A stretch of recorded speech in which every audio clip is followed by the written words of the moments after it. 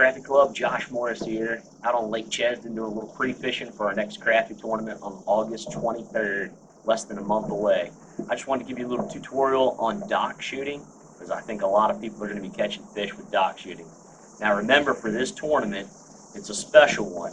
It's one rod per person, artificial only. So I don't care if you troll, cast, shoot docks, do whatever you want to do, but it's only one rod per person and artificial only.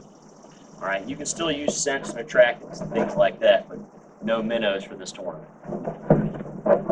Let me talk about the gear I'm using first. All right, I got this rod and reel combo from one of our sponsors, Dance's Sporting Goods. This is a B&M sharpshooter. As far as shooting docks, doesn't really matter too much what you use as long as it's got a good flexible tip. All right. As far as line is concerned, I like to use our line from our sponsor, Slime Line. I was using it before they became a sponsor, and that's the reason why I asked them to become a sponsor.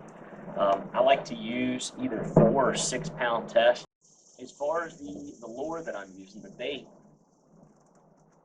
I'm using a Mr. Crappie hook by Strike King, using a 1/32 ounce. Also got this from our sponsor at Dance's Sporting Goods. I like to use as light as possible that I can get away with. Just a personal preference. I think it keeps it in the strike zone longer. 1/32 ounce is what I like to use.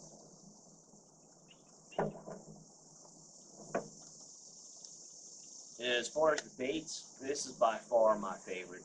Bobby Garland shad pole, monkey milk color. You can pick this up at Dance's as well. I like that it catches a lot of fish, and it doesn't really matter if it's clear, if it's dirty. This will work. If it gets a little bit dirty, sometimes I'll want to put something, use like a bluegrass color, something a little chartreuse, something I think the fish will see a little bit easier. But as far as Lake Chesdin's concerned, unless you have a big heavy rain, I think you can pretty much stick to monkey milk most of the time. I also like to use some sort of fish attractants, dip or sauce or spray or something like that. So I've got some fish sauce here. I don't think it really matters too much, but I've noticed fish will sometimes tap at the bait, and then if I put a little sauce or some sort of attractant on it, those fish will go ahead and they'll kind of taste it and then really inhale it. All right, so let me show you how to dock shoot now. All right, what you're going to want to do, you're going to reel up until you have about 1.5 to 2 feet of line out, something like this. I usually look at, like for this rod, this eyelet is pretty close to where I normally want to be. Sometimes I'll put it in between these two eyelets, but starting out, I think it's easier to have a little bit of extra line out than not enough. So you want to grab this jig head. This is the most important thing you're going to do. Grab the jig head like this, between your thumb and your pointer finger, with the hook facing out. Do not try to do it like this, or like this, or any other way. Grab it by the head right here, with the hook facing out. Otherwise, you're going to end up with a hook in your finger. Guaranteed. Alright, so you're going to want to pull back. Some people will shoot like this. I like to shoot horizontal. I think it's a little bit easier to control the vertical. This just makes it a little bit harder to control left or right. But you'll end up underneath the dock as long as you have a good opening. So when you time this, you're going to want to let go with your left hand. I'm right-handed, so let go with your left hand first, and then your right hand, kind of like a thumb. So let go, let go. All right, this is something like this. All right. The biggest downside I've seen with the Bobby Garland plastic baits is they keep sliding down. They'll slide down, and if you're like this, you're probably not going to get bit. So I keep sliding it up. Some people use glue or different things like that. Maybe it helps. I don't know. I'm not really convinced. I keep swapping the plastics out. So once again, to highlight what we just did, reel up. We got about 1.5 to 2 feet of line. Grab the jig head, hook facing out, pull back, let go, let go. Alright, let's see if we can catch one.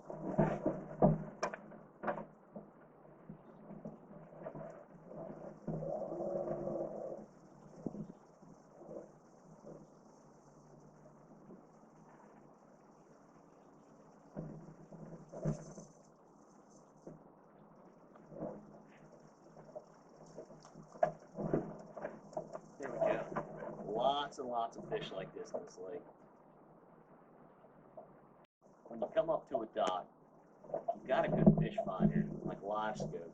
You can just scan underneath the dock and look and see if there's fish there, see how deep they are. There's a lot of advantage to it. One thing I've noticed with people that have livescope, they'll make a couple mistakes. One, they won't set their depth. When you get to the dock, if you're fishing in 14 feet of water, you don't need to have it any deeper than 14 feet. Change your depth, change your range so you can get the most clarity on your screen as possible. Then you can look at your grid lines. If you've got 5-foot grids and you see a fish that's taking up 1/5 of that grid, you know it's about 1 foot long. That's a good crappie. That's the one you want.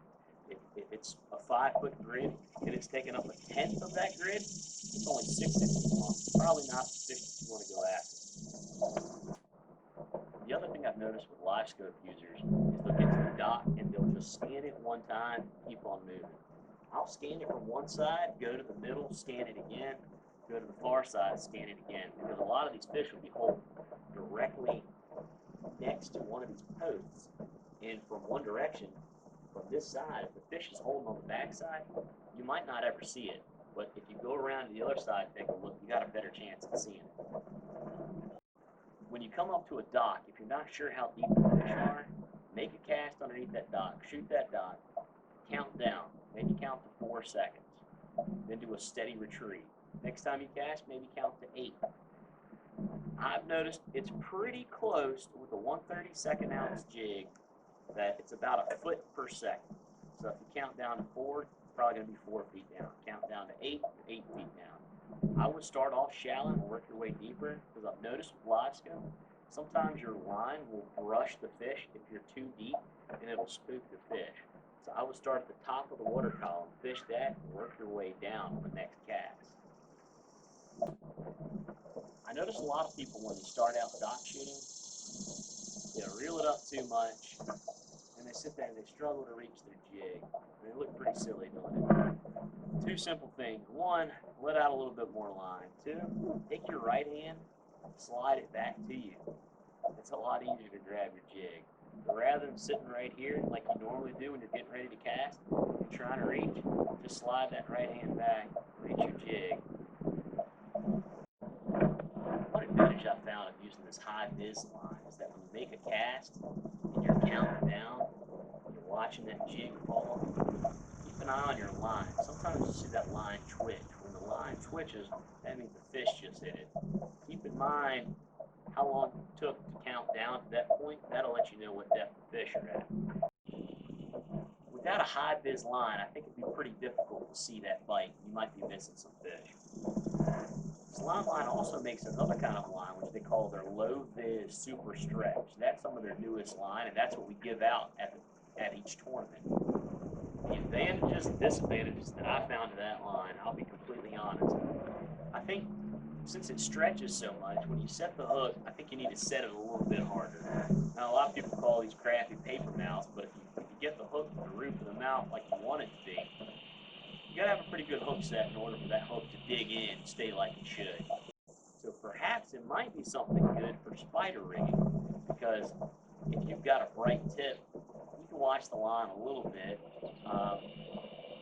but with that long rod, sometimes I think you'll even get a good hook set and you'll rip it out of their mouth. I mean, here, you're only moving the rod 4 or 5 feet at the rod tip, whereas with a 14 or 16 foot rod, you could be moving that rod tip 10 feet to set the hook.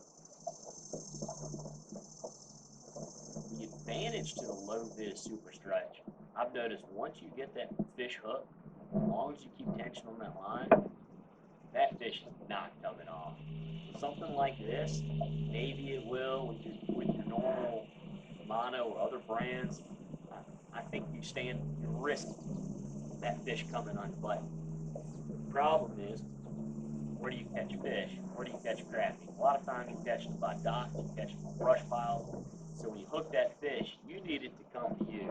So the big ones are the ones you have to worry about. With a big fish, I think you need to have your drag set a little bit tighter, but not too tight that it's going to break your line. With that super stretch, I think you're breaking the line a lot harder. And I found that out by getting hung up in a brush pile and trying to break my line. That stuff, 4-pound test, that stuff is strong. So what I'll do when I'm using that, if I'm casting on a brush pile and I know what depth I need to be, I'm not doing something like this. Or if you've got livescope, maybe I don't even need this high vid. You can see the fish hit your bait in real time. So when I'm using that low viz and I cast and I go and I set the hook, I keep that line tight. And so whenever that fish really starts to pull, that line stretches, but I can keep my drag tight and I don't have to reach down and keep loosening up my drag and tighten my drag back up to try to get that fish in the boat as quickly as possible.